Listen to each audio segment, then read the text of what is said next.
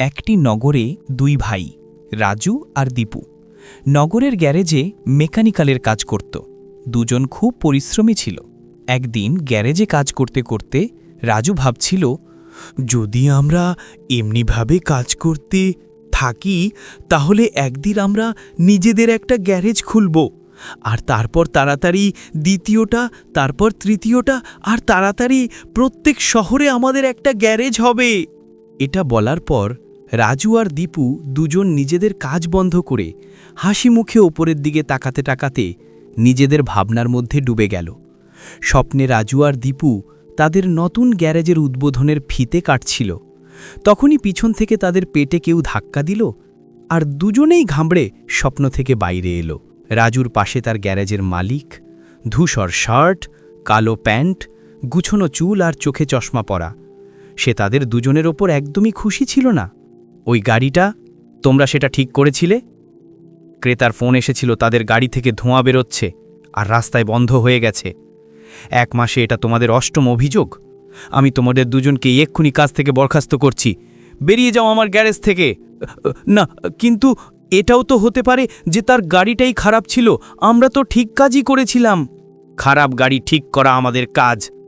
বেরিয়ে যাও এখান থেকে। মালিক দুজনকেই ধাক্কা মেরে বাইরে বের করে দিল।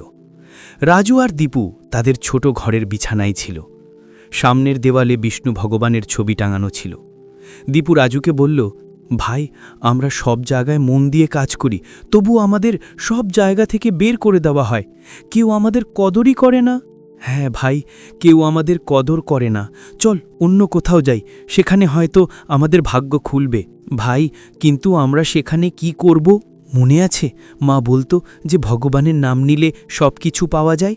হ্যাঁ, চল জিনিসপত্র গুছিয়ে নে। এখন আমরা এটাই করব, ভগবানের নাম নেব আর টাকা রোজগার করব।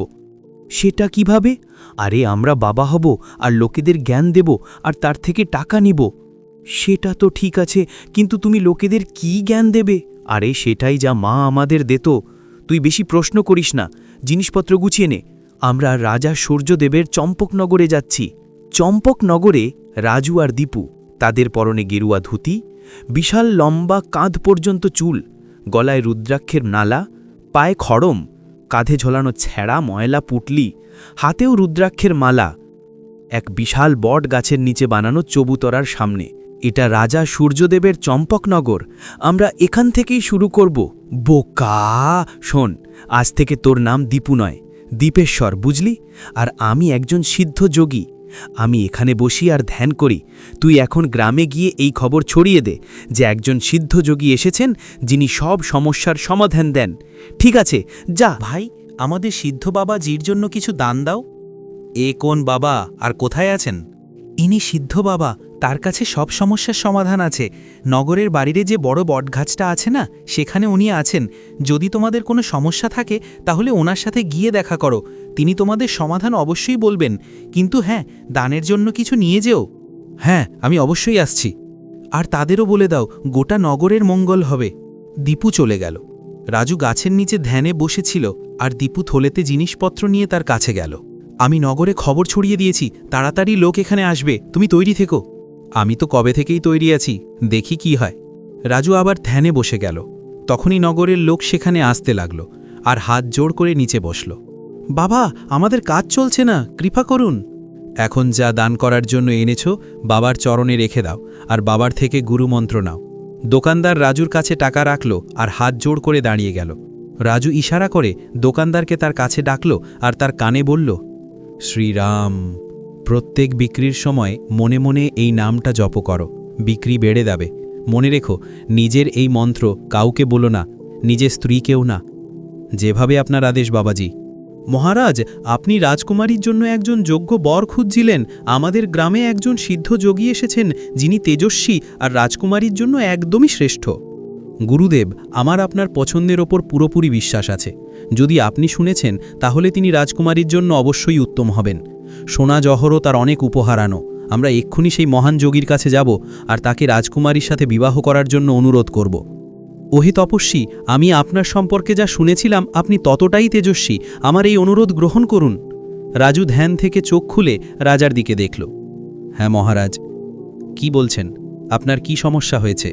আমার ইচ্ছা যে আপনি আমার মেয়ের সাথে বিবাহ করুন আর এই উপহার গ্রহণ করুন। রাজু বেশ কিছুক্ষণ ধরে উপহার, সোনা রূপো আর একটি বস্ত্র আর উপহারগুলো দেখল।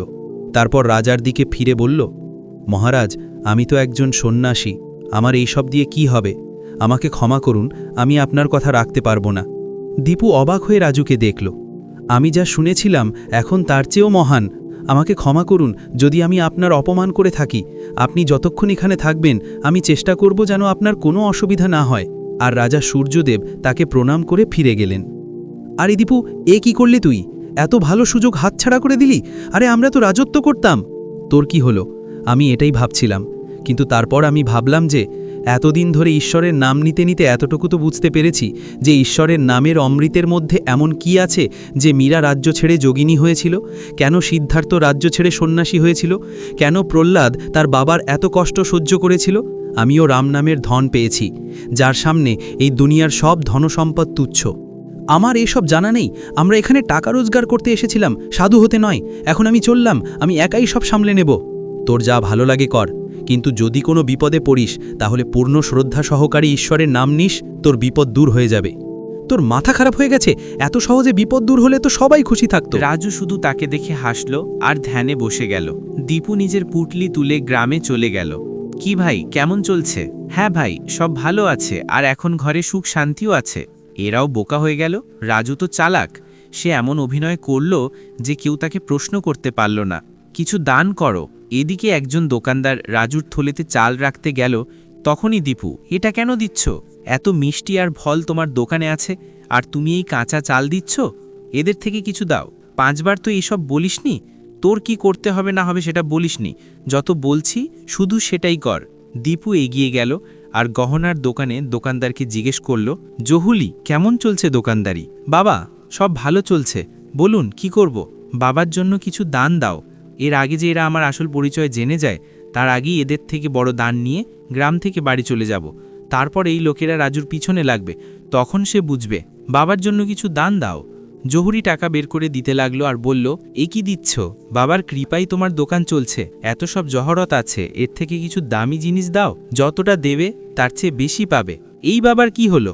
কোনো ব্যাপার না, বাবাকে দিলে আমার ক্ষতি হবে না। জহুরি একটি সোনার হার দীপুকে দিল। এই নিন বাবা, ভালোই ধনসম্পদ জমা করেছি আমি, এটা দিয়ে অনেক দিন কাজ চলে যাবে। খুব খিদে পেয়েছে, কিছু মিষ্টি খাই।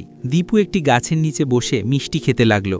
তখনই সেখানে 4 ডাকাত মুখে মুখোশ, কালো কাপড় আর হাতে ছুরি নিয়ে এসে গেল। যা কিছু আছে আমাদের দিয়ে দেয়, নয়তো আমরা তোকে মেরে ফেলব। দীপু ভয়ে নিজের পটলি তাদের দিয়ে দিল। তখনই ডাকাত সর্দারির মুখোশ খুলে গেল।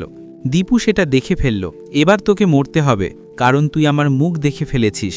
তবুও যদি তুই এখান থেকে পালানোর চেষ্টা করিস তাহলে এই লোকেরা ধরে নেবে।